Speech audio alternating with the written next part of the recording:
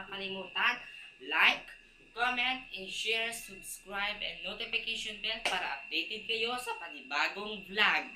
Ang gagawin namin is Q&A with a friends or cousin.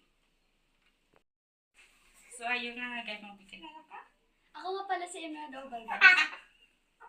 Isa-start ko na ang question. Number 1 na question. Naka-move on ka na ba sa ex mo? Oh,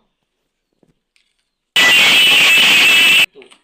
Minamahal mo pa rin ba si Mark? syempre naman, oh. Number 3. Gumanda ba ang ngiti ni Mark para sa'yo? Oh, kasi mabait ako. Number 4 nga question. Naka-move on ka na ba sa boyfriend mo? Hindi. Number 5 nga question.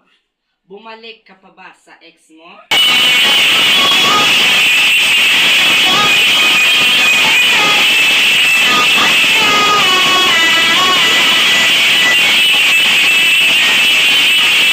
Matalino at cute sa umiyak. And masipag at matangkad din. Okay. Question number 7. Anong paborito ng food ng ex mo?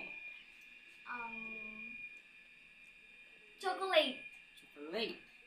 Number 8 nga question. Anong paborito ng color ng ex mo? Kulay blue. Last nga question, number 9.